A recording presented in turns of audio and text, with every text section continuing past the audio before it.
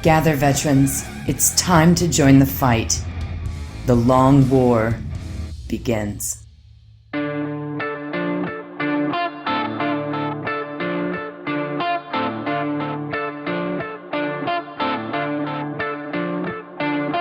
This is The Long War. I'm Roddy B, and joining me tonight for our special holiday edition podcast are my partners in crime, Ken Boucher, Stephen Ford, and Mike Caspel. What's up, guys? Yo, dog, great to be here as usual. Yo, I like turkey.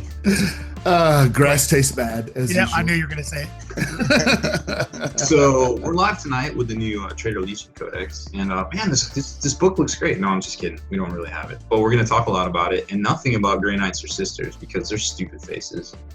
Oh my God, I'm going to murder you right now.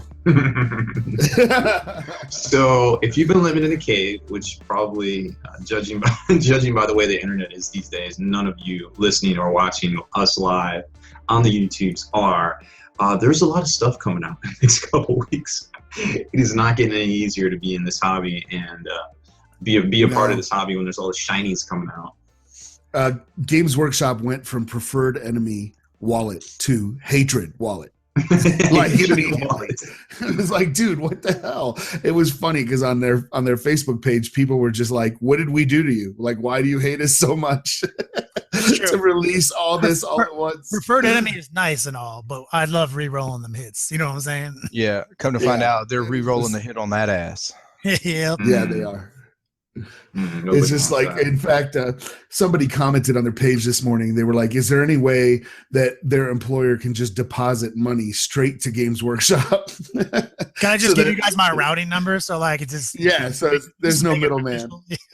Well, I remember when I was opening up my game store, we had a silly youth that went there, and he said the funniest thing to me at the time, because he was asking about the new 8th edition fantasy, and he's like, hey Rob, do you know how charging works? I was like, yeah, it's how you take money from your bank account and you put it into my bank account. And he's like, what? And he like never got it. That just reminded me of that. Yo, I can see this poor guy's like food line paycheck, $700 minus child support, minus taxes, minus Games Workshop. Oh my God. Exactly. All the minuses, the worst. Tiny dog alert. I heard it. It was right there. So, well, let's run down the releases. So we got six new releases coming out for the Wrath of Magnus. You got the 5 kits, the Wrath of Magnus book itself, and of course the limited edition is headed our way as well. And Magnus himself. So there's technically 7. Then we know that there will be the Trader Legions book as well as the Imperial Agents book.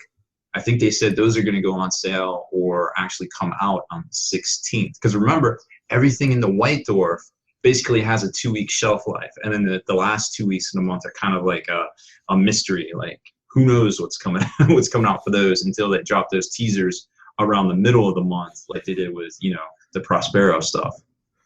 Yeah. Well, they have those 2 other books too, the Apocryphal books that are like the old lores, of Index Chaotica and Index Imperialis too. Oh my God, I loved those books back in the day. I actually, strangely enough, still have all 4 of them for the Marines. So I think we might see some 40K hobby retro videos on all 4 of those in the near future. Spoiler alert. 'Tis the season. Nice. Indeed, it's raining. It's raining lore.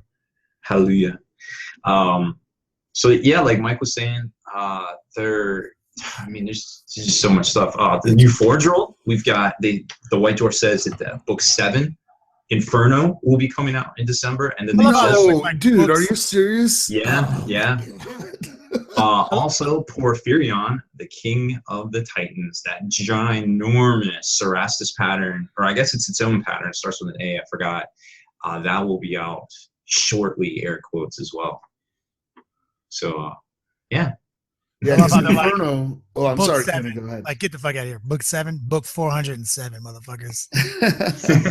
Well, because the Inferno is supposed to have, that's basically Thousand Suns against Space Wolves. That's what we've been waiting for. That's the one with the Lehman Russ rules. That's the one with the burning of Prospero. So it's like, they're going full court press on the Thousand Suns and Space Wolves. I have a feeling Fenris is just going to get handled. I don't think the Space Wolves are coming out of this one. In this new traders book, they better make these motherfuckers good, because right now, as it stands, fucking a bunch of Thousand Sons get their asses handled by the most basic of Space Wolf action. So there better be some real solid rules in this new book, or it's just going to be a laugh. I still can't get over. I'm pretty sure Mike Haspel just used a basketball terminology to describe how hard GW is coming. He did. Did anybody else hear that? Mike Haspel I thought you coming in did sports hot. ball. But classic Mike Haspel couldn't use the proper term. They're going hard in the paint on this. He had to use they're going full court on this, which Full court pressure. Hey, I mean, it I'm with works. I'm with you. Yeah. A soft golf clap, Haspel. I love it. You know what else is cool about book 7? No, I think we all have figured out by this point that, we saw the Inferno previews back in February, right? And like, oh shit, it's gonna be Space Wolf versus Thousand Sons. It's gonna be dope for winter, right? And then we started hearing about the Prospero leaks for Games Workshop. But now, if you think about it, why wouldn't Forge World call book 7 Prospero Burns? Because that basically ties into the Heresy novels, et cetera, et cetera. They knew back then that they would be coming out with all this dope plastic stuff, and it would be a crossover event way back in February, because why else would they name it Inferno? Yeah, you're right. Oh, clever motherfuckers. They had this shit on lock from I gotta give mad props to GW. I was recording a video today, which is going to be a good spearhead to, hey guys, there's no battle report this week. There's no painting tutorial this week, and there's no webcast this week. This is the holiday week, so this is our holiday special. But there will be unboxings and White Dwarf review on Spikey Bits. The normal pain train that like Rob and I do on our day-to-day, our 9-to-5s will still exist. Like my Patreon, on Patreon, my video is going to be out still. And one of the things I talked about in my video today was like huge fucking props to G-Dubs. Like they're doing some solid shit right now. Not only just in like getting us excited and getting us into this hobby and them joining the hobby finally, but like all these new supplies are coming out with, like getting people more easier ways to get armies tabletop. To get people on with painted armies, like there is a further method to GW's madness, and there always has been. In 5th edition, when they dropped Grey Knights, they also dropped Necrons right after, and so they dropped 2 powerful ass codexes, like some of the strongest codexes the edition ever seen, back to back with incredibly easy color schemes to get on the table.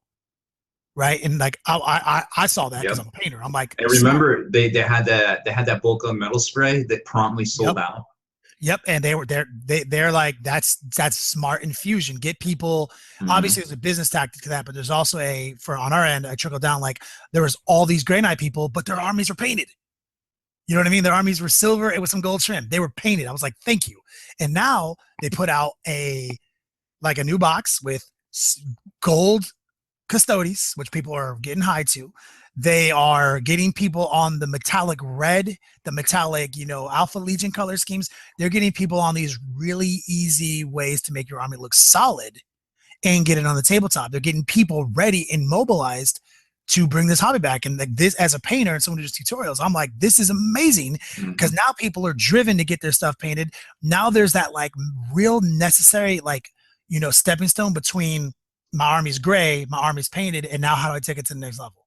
Well, and I think that's definitely a priority, because if you look at the new releases for the holidays, guess what? They're bringing back like 4 or 5 of those spray paint cans. Some of them are the specific colors that, you can hit a lot of armies all at once with. It's like wide spectrum. Every army's going to need this. Yeah.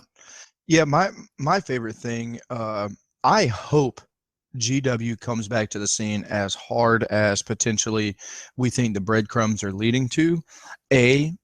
Only because, Kenny, what you're talking about, the trickle-down effect is going to affect everybody else's tournament, because you're not going to be able to engage yourself in a GW tournament without strict rules of 3 painted based 80% GW models.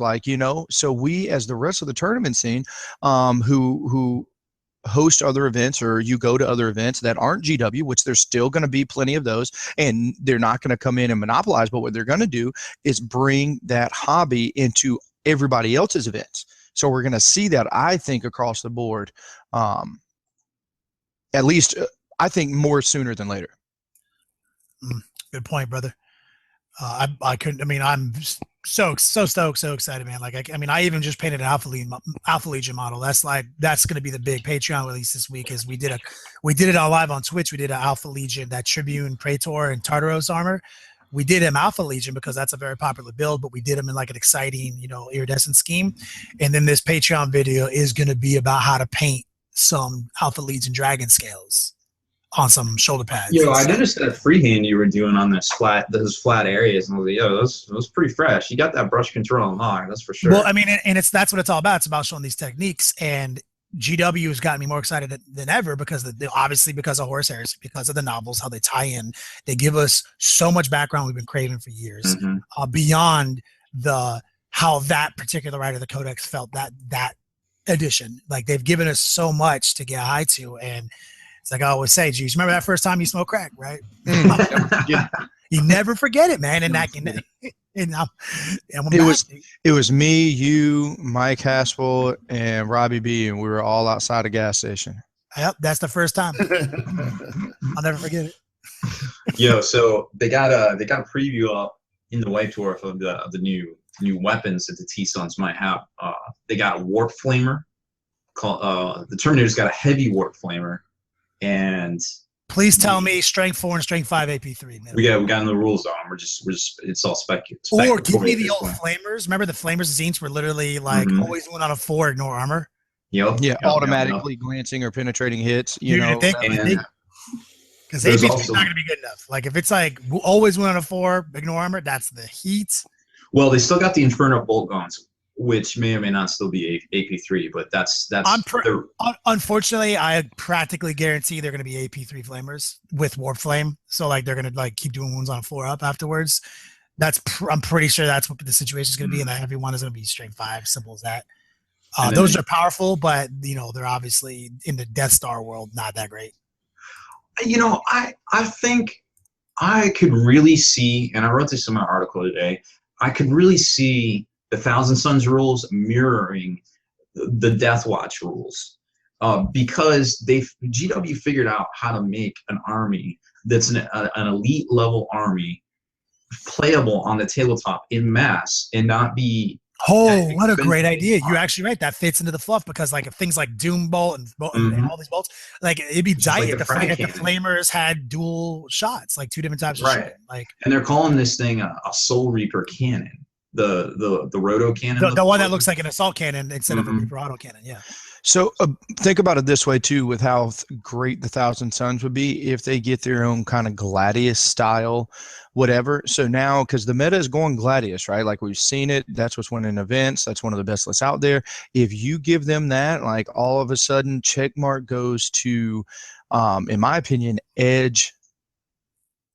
Edge Chaos, because all of a sudden now their flamers are AP3, they're this, so maybe it's not the Death Star world, but Gladius on Gladius, I'd rather take AP3 flamers than even Graph. Yeah.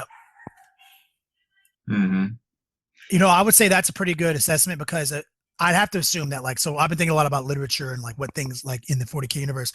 So Chaos Space Marine Codex. This is not going to replace it.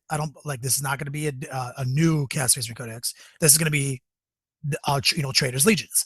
And so I think it's absolutely going to mirror the 3.5 Codex where you used to flip through. This is how you play Death Guard. Death Guard has no access to these types of units. You had no access to last cannons except on Dreadnoughts and Predators. You had no Havoc Squad. Your Havoc Squads had to take Meltas or Flamers. Literally, it was like, this is how you play Death Guard, but if you play Death Guard, these are the bonuses you get. And then it had the same thing. Alpha Legion was like, there's the only one who had access to Cultists, and the Cultists could take a free skill. It could be like Furious Charge, Infiltrate, whatever. Obviously the fabled Iron Warriors got the extra heavy support. Whoa, we lost the fast attack. Don't get it twisted. Oh my God. And then you had, obviously Night Lords had the extra fast attack and lost the heavy support. And so basically these were formation detachments. Like you didn't play Death Guard and your Chaos Force Organization chart.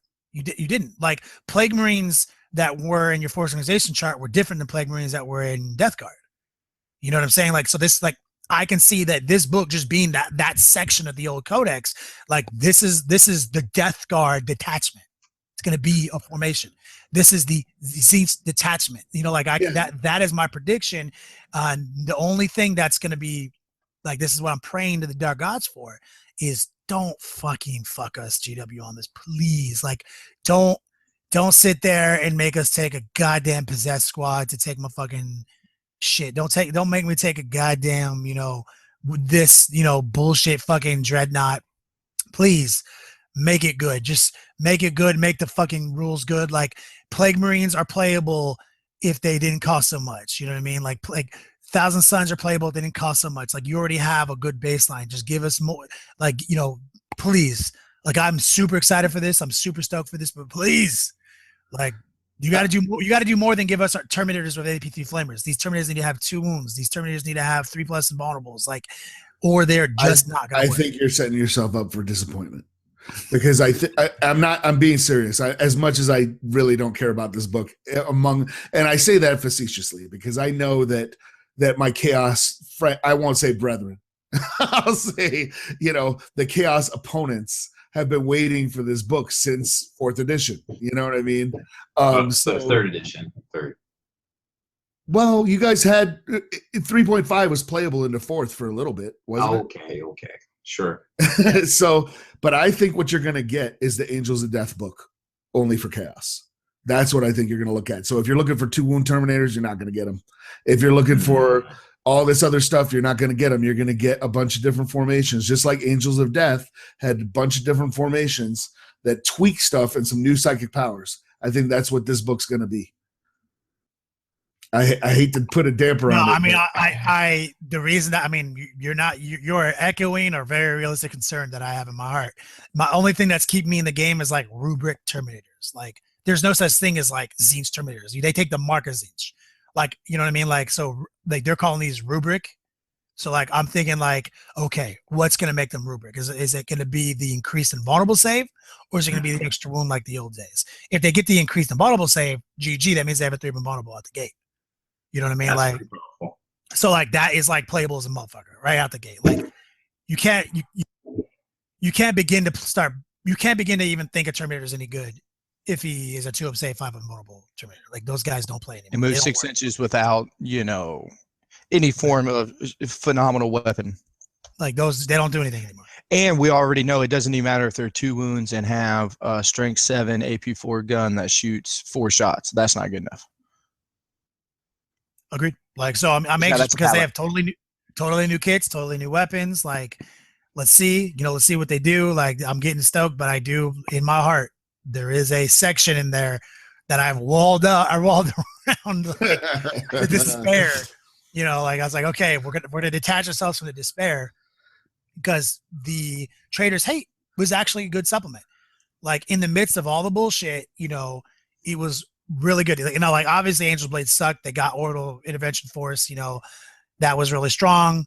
But as far as overall increase to power level, Chaos got way better. They went from being a 2, to these formations are a 10 compared to that 2. So they got very good stuff compared to how bad they were. So I was very happy with that. And it wasn't even a big bar. Think about how actually terrible most of the formations are in Trader's 8, and they were still 10 times better than what we already had.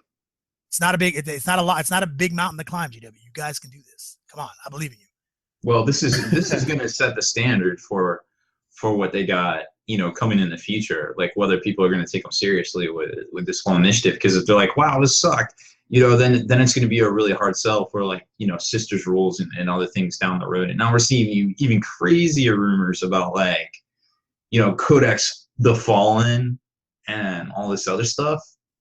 Yeah, I heard some insane stuff about the next, this is Warzone Fenris, and this saga ends with this thing. Well, the next thing is all about the Dark Angels and the Fallen. The next big narrative event. Yeah, so, it's gonna be a side story to the 13th Crusade or whatever. Yeah, so that's gonna be crazy. Kenny, so I want to get your opinion on something. So this weekend was chilling with the boys. We're playing a tournament over near Rob's Way. Austin A-Dog came down. Matter of fact, J Troops, biggest arms in 40K, was there kicking it with us.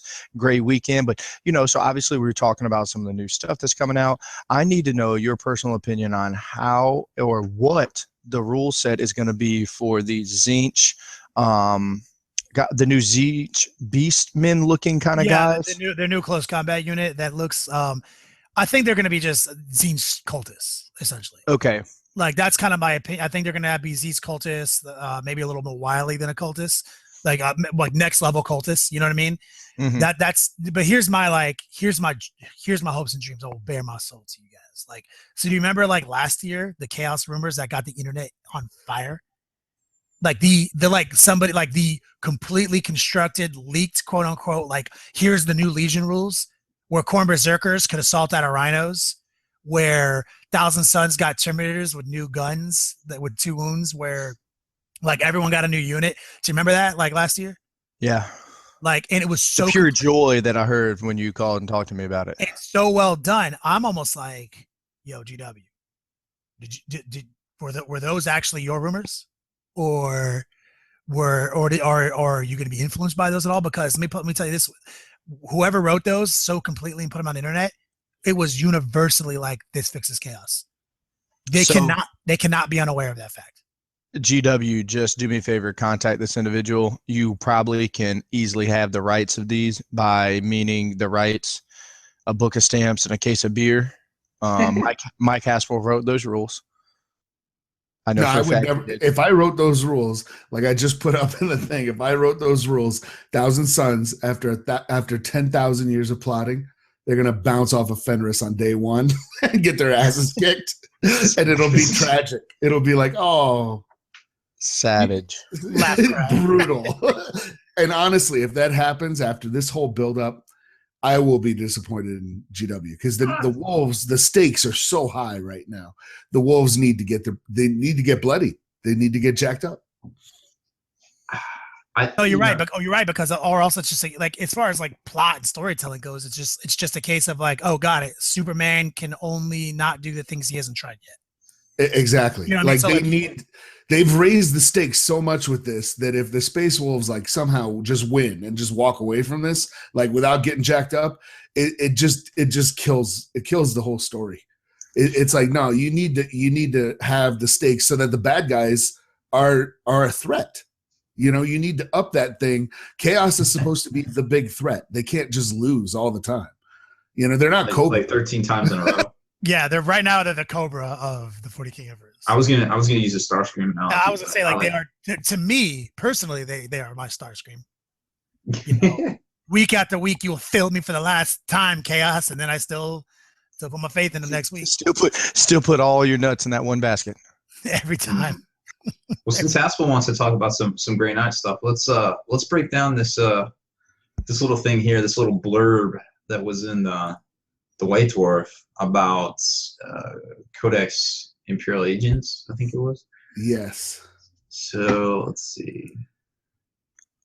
So I did not have my hopes up. I did not have high hopes for this book. I thought it was cool because it's like, oh, okay, this is the book that's going to have all the PDF releases, Inquisition, Assassins, all the, Custodes, the Sisters of Silence, but all the little data sheets and everything that you could only get digitally, they're gonna put it in a book for you, and that'll be that.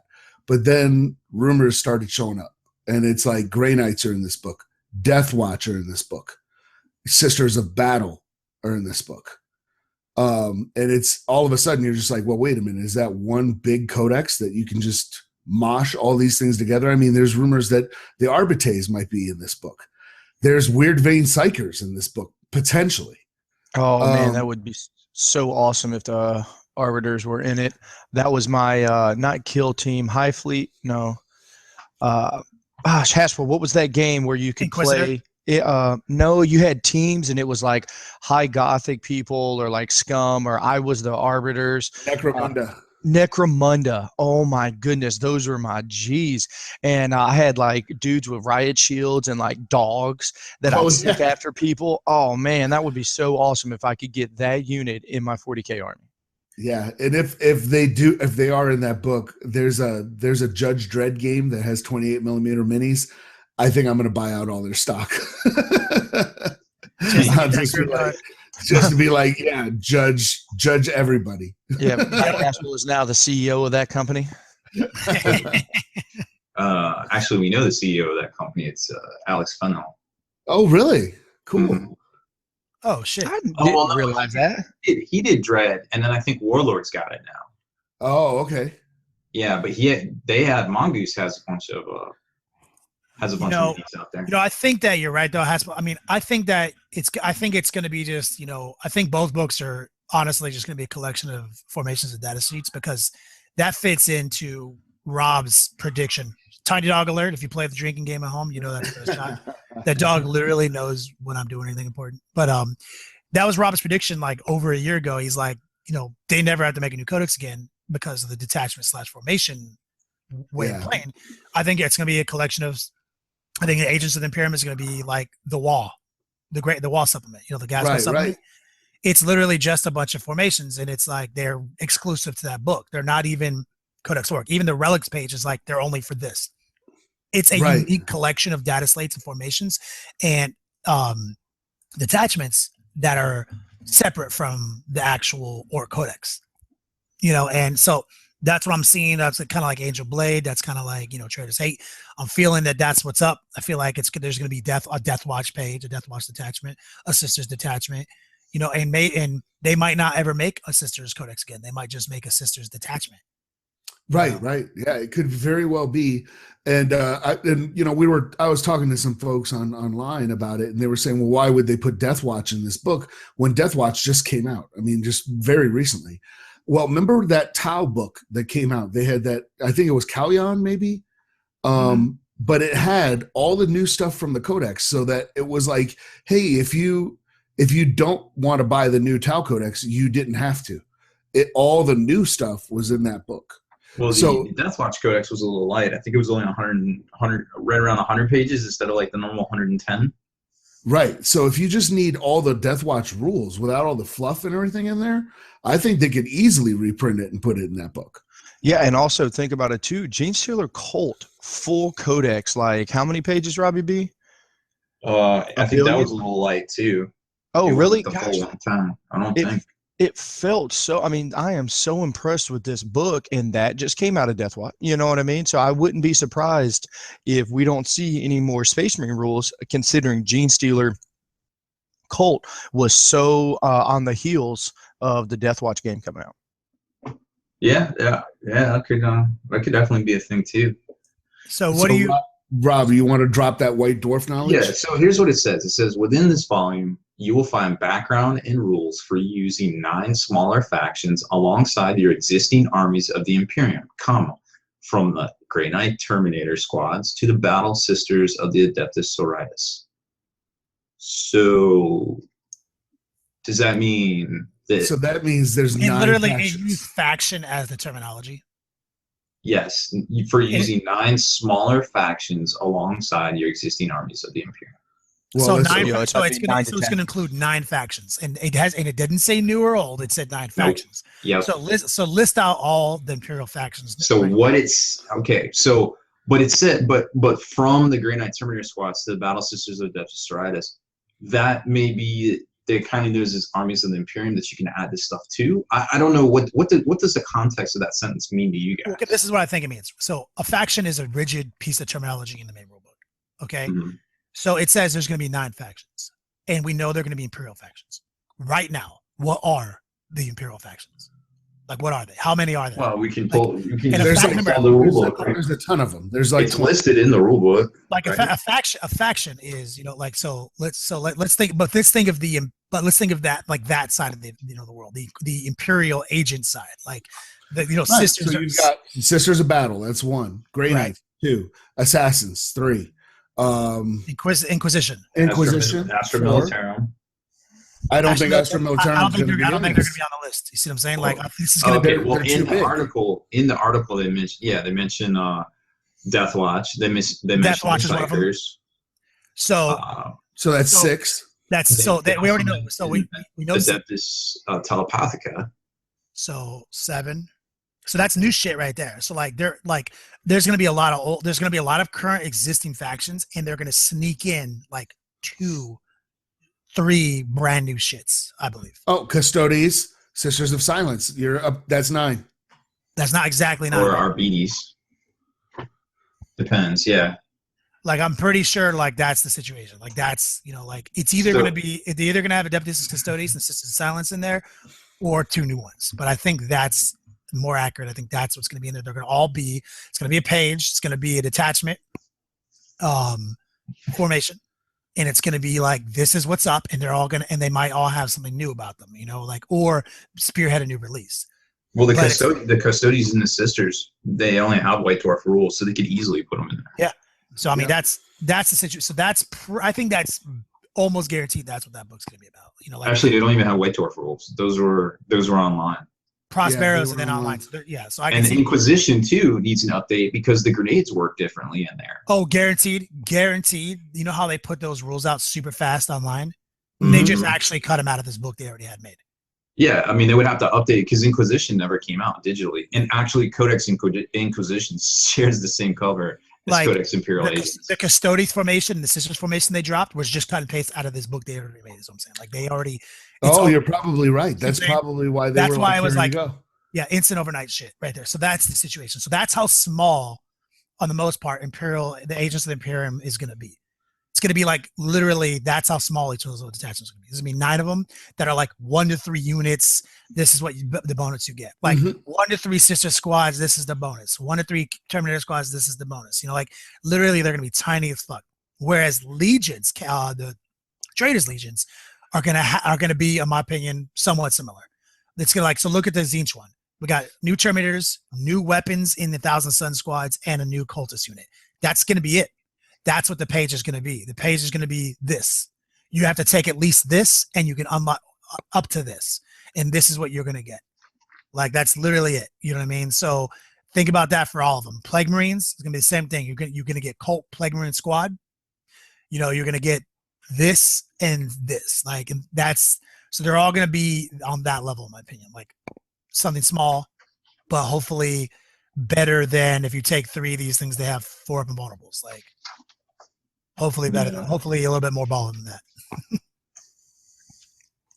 I'm excited. I hope there's some cool ass shit. You guys know I always talk about, let's see some new cool shit, even if it's not for my armies. I don't care what comes out in these. I'm not jumping on it, but damn, I want it to be awesome.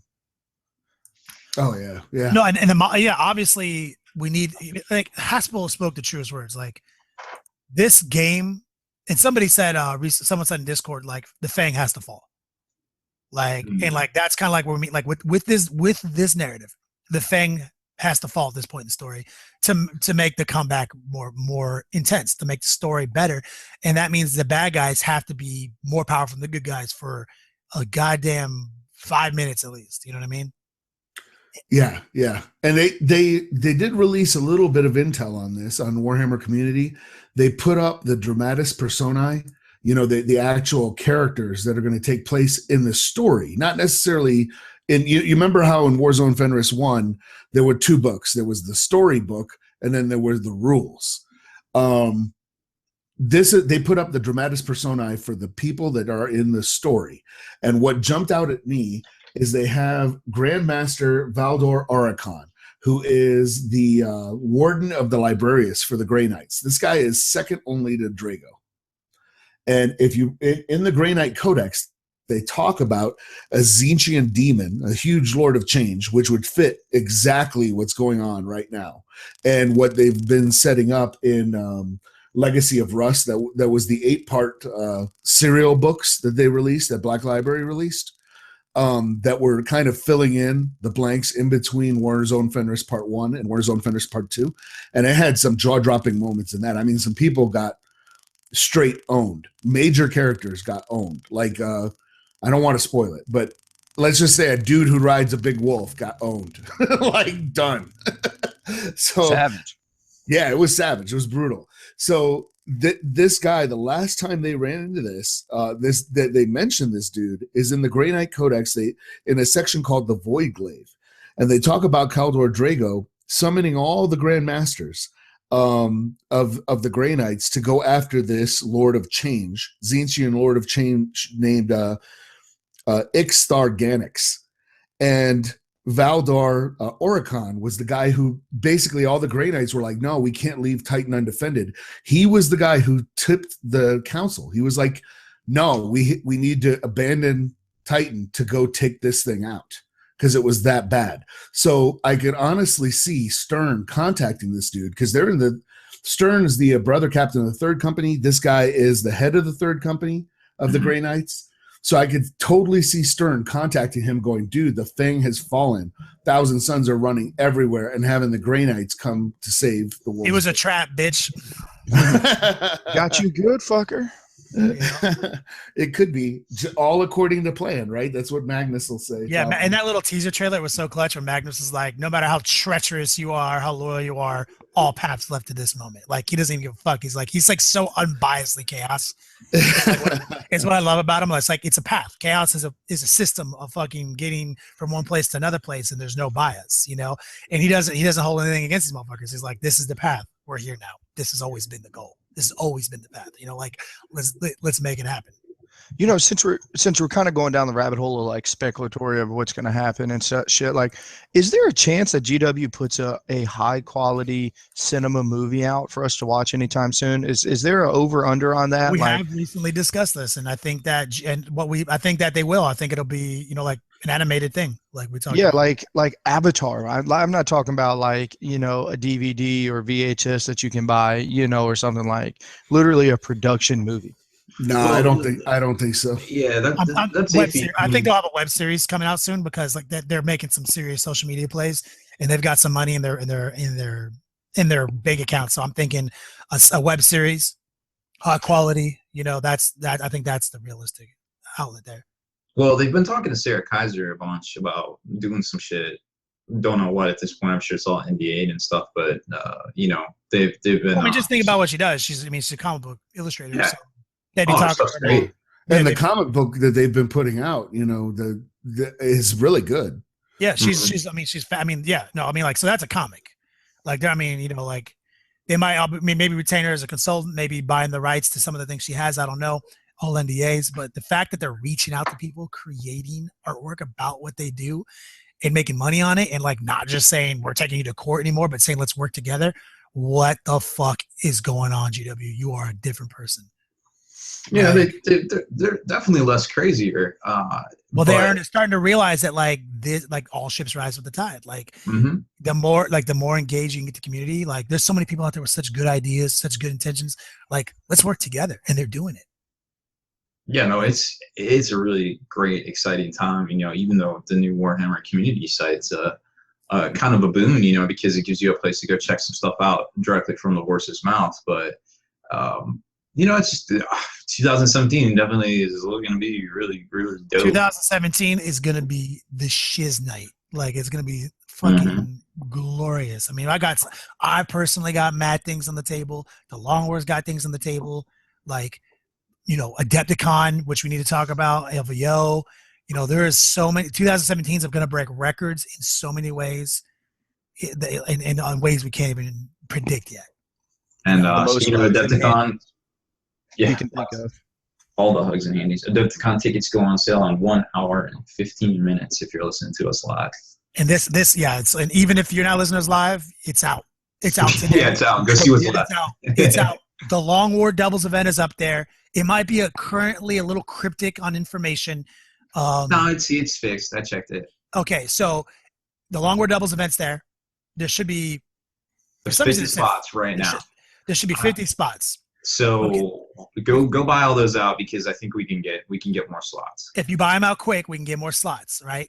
The Long Wars Doubles event will be very similar to last year, but it is new and improved 2.0. Mike Haspel's literally spent a year polishing it, making it better, making it more narrative. You've never seen missions like this, I guarantee. It's going to be, we've polished the a hobby score element to include a theme score now. Now there's an objective. There's two, because all scores are objective, first off. Like, I don't want to hear anybody fucking hit me with like common score subjective. Dog. Literally, dice are subjective. Everything's subjective. Interpretations of the rules are subjective. We have a subjective composition score that you get to place your opponent with, but we also have another objective theme score that the judges are going to set. That's new. We've got a whole new thing going on this year. We want people to up the ante on displays. We want people to take it to that next level of hobby love. It's still 50% battle score, still 50% hobby score. So the battle is just as important. Like, the battle is the single biggest score still, because everything else is like a 14%, a 12%, an 8%, you know? So the battle still matters, but it is battle points. It is a doubles event. It is 2,000 point armies. Like, don't, you know, think that you can't play. You can easily tweak your 4-man team event, your team army, all your people. You can literally break off into 2 teams and play this, you know, on that Friday. Yeah, or, you know, we also encourage, hey, bring your most sickest, you know, team event list that your 4-man team has come together. But, let's say, you know, you don't have to play that if you want as well. You know, it is conducive to make that happen. But you want to know what? Play the stuff that you guys have been throwing around in your Beats labs. You know, throw the list together that you guys have been working on, and like, this is cool as shit. We play each other with this. Other people are going to enjoy it. You know, Evan Veldike it and bring like all the dreadnoughts and just have a great time. Yeah, definitely. It's the missions are going to be very cool. They're going to be more. You're going to have to think for them. They are definitely they're definitely force you to engage your opponent. Don't plan on sitting back and shooting a whole lot. But that's all I got, man. It's 7th edition. That's all I can do. Well, the thing is you can do that, but sometimes you're going to have to move. Let me say this: every tournament organizer in the history of all tournaments has an agenda. All right, and that agenda is usually based on their vision of 40K. That's always the case. Like, every event, LVO, the Adepticon, Nova, it's all about, like, the person who created that event has a vision. The agenda is to basically give you an opportunity to see 40K through their eyes. That is what this is. And for us, like, you know, engagement, 40K, moving models around, removing models from the table. That is our vision of 40K. And and a subset of that vision is the hobby. So we're not going to sit here and pretend like we're trying to create this like perfect like balance of all elements of the game. We think that people have forgotten about how to engage people, and we want to bring that back, because that was what we loved about 40K in 3rd edition and 2nd edition, is engaging, taking models off the table, moving around, having, you know, incredible, you know, like interactions with incredible people. That is what it is about. And obviously we're upselling our event because that's what's up. You know, but there's more than just this going on. Obviously, the 4-man team, the Adepticon Championship, and multiple hobby seminars, Age of Sigmar events. It is literally popping off. Shout out Stoner Steve and I have been going back and forth. Like, I think it is in. I think it is going to be in the books. Like, I don't think I'm going to play in the singles event. I think it is going to be an Age of Sigmar kind of Thursday. I'm pretty sure Robbie B has just agreed and potentially going to play in the 1,000-point Age of Sigmar game that is going to be going on from 2 to 8 p.m. on that Thursday. Like, there's so much more to Adepticon than just necessarily, you know, a 1-day thing, a 2-day thing. Oh my God. So basically Robbie B juice, Age of Sigmar on Thursday. I think it's going down, homie. Kenny Boucher and Mike Haspel, 40K on Thursday. Like, so we'll be in 2 separate places in the convention hall, giving out hands. Yep, I'm going to be giving out handies and hugs a little bit of everywhere to the 40K and Age of Sigmar guys. Oh my God. Let me tell you this. People have been hitting me up online like, you better be prepared to get iced. You better be prepared to drink some Smirnoff Ice. This isn't my fucking first Adepticon, motherfuckers. Yeah. Yo, somebody bring me some Zimas and some Jolly Ranchers. If you can find a Zima, you can bring a Zima to Rob Bear, you win. Whatever I'll figure out what you win later, but you will win it. Do they still even make Zima? Not in the States, I don't think. It's got to be somewhere in some Beats lab. I don't know where, but if you have one and you bring it, All right, Oh this my is God. this. Just consider this a treasure hunt. We need you, our fans, the listeners of the Long War, this podcast, to start breaking into every old rundown gas station that you can find anywhere. Nothing is off limits. Find a Zima. Yep. Bring it to Rob. I'm going to go on record right now and say I will not drink that Zima. No, don't. I was like, that doesn't Hey, sound good. Hey, if you can talk Rob into drinking it, you'll win the other prize that I'll figure out that's even better than the first prize. But I mean, the very fact that he'll have a Zima new in box on his desk as a paperweight from now on, that's huge. I could do an unboxing and be like, and straight out of the 90s. Everybody's favorite party drink. The Zima could go right next to the 1991 Games Day Mini that you got up on one of your shelves there, Robbie B. It's true. Both of these models were bought at the same time by somebody. So there's somebody out there. Oh my God. But I mean, obviously we're talking about Adepticon. There's more things happening. Before Adepticon, a lot of us will be at LVO in Las Vegas, slinging some dice, doing what we do. My castle will be there. I'll be there for sure. And I think there's maybes on the rest of the panel here.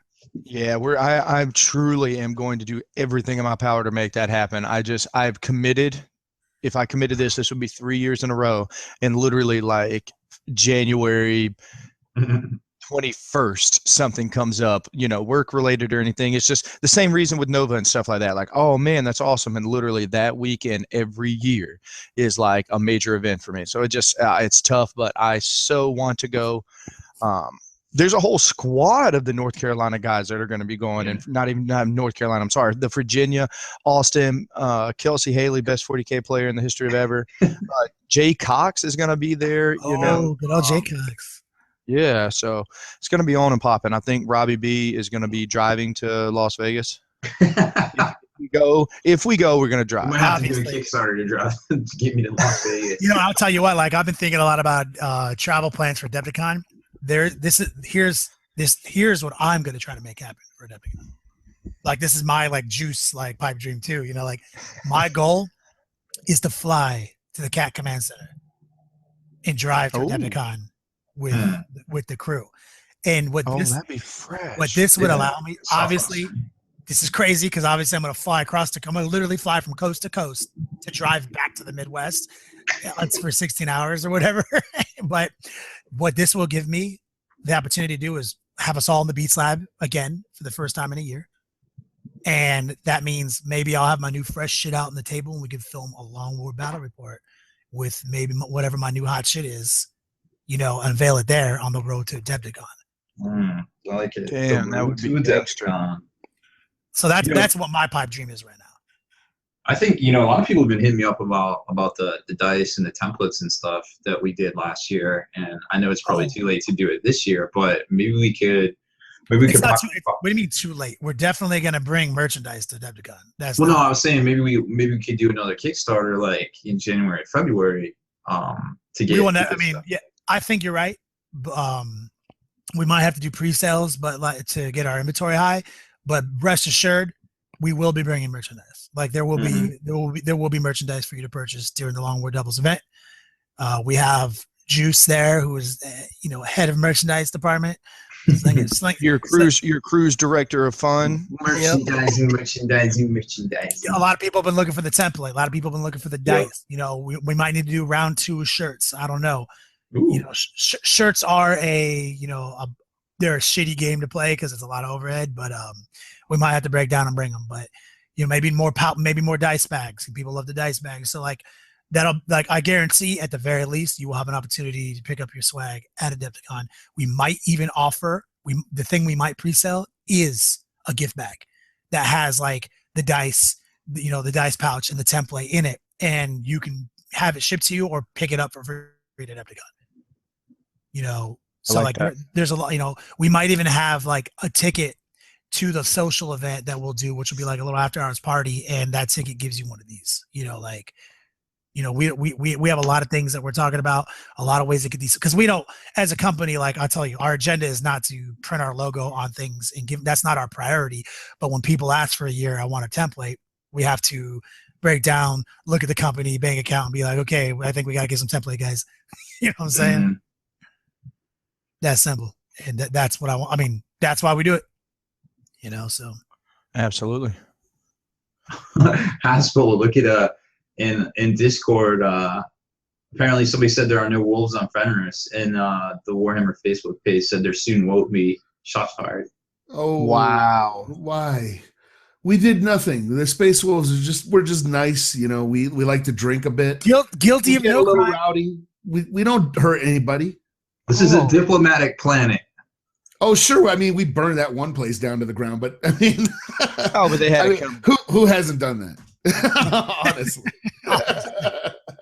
In the 41st millennium, there's not one motherfucker who hasn't done that. So, yeah, I really was talking to Justin Troop on Facebook, and we were just like, yeah, this is not looking good for the Space Wolves, man. This is not looking good at all. It's like, damn. But it's in a good way too. It's in a good way, Now it's know how the NIDs feel, especially high fleet Lexus and things, get beat up, get abused, and people trying to blow up planets and stuff that you're on. Like, yo, they were literally just hungry, just chilling, just making babies, friends. love and peace, homie. Yeah, I mean, damn. Speaking of a little NID action, we are getting a little bit in December. They're bringing back Space Hulk again. You.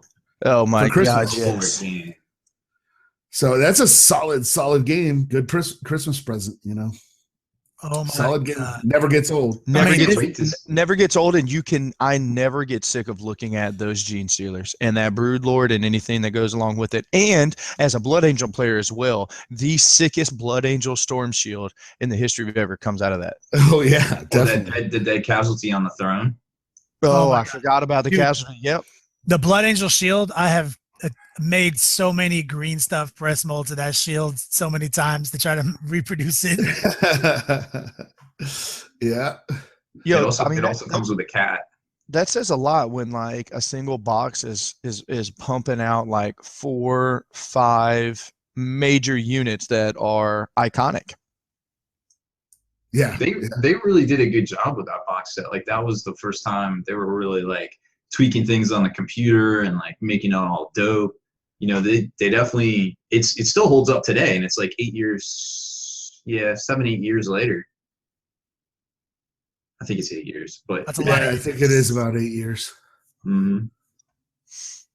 But it's good. I can't wait to see the financials from G-Dub. Their mid-year financials, because remember their fiscal year. Only Rob gets excited for those kind of things. I just like to see how they're doing. Yeah. They're doing all this stuff. I mean, wouldn't you assume that their profits? Yeah, are that's all I good need. I'm not gonna get settled? excited to see it. Like I'm like, that's cool. No, well, we want to see it because that reinforces, you know what I mean? It's like, hey, they made this gigantic push. If their profits go way up, that reinforces that behavior. And then we know that they're going to keep continuing with all this media blitz and everything like that. So we know we're going to still see all this Look fresh at you, stuff. smart motherfuckers. I'm just a guy who paints models. I don't fucking know. I don't know. I'm a Toydarian. Mind tricks don't work on me. Well, Oh, really? I think we set out to do what we tried to do today. Yeah, I watered it. Not even mad. That's your episode 1 quote for the day. Holiday podcast. We're not doing anything this week, guys, except this. Codex, it's the Great Pumpkin. Codex, no wolves on Fenris. Oh, Too soon. Never too soon. Mm-hmm. Now that's Yeah, maybe there's no wolves on Fenris. Maybe that's the reason why he's got to have a sled now. yeah. Who knows, man? There's That's literally why- there's that's why two he- left, and he's like, Yeah. I gotta have a sled, so I gotta take you two last that are left, and No, one there's no day I'm gonna Thunderbolts need. left. Nope. It's insane that that's like his solution to like when it's clearly better to ride a Thunderwolf in the battle. Mm-hmm. Like, why does Logan Grimnar not like? He's like, damn, Thunderwolves are so legit. I'm just gonna get this sled. Haven't you seen like old people when they get too old to ride the bike? They get the trike. That's Oh, he just said Logan Grimnar is basically Okay, this is not a spoiler because it is literally like the first sentence in the Legacy of Russ. I'm not making this up. It's like the first or second sentence in Legacy of Russ, which was the 8-part series that came out. that the space wolves are down on this planet and they hear. Well, what the heck is that? What's that? It's not what they hear. Robbie B was typing. Oh, okay. Oh no, I was opening up this. I wanted to see. I wanted A bag to of find the quote. Doritos. Yeah, he about to eat some. Wow, you guys heard that? That was wow. This is really getting That was loud too, man. Mine.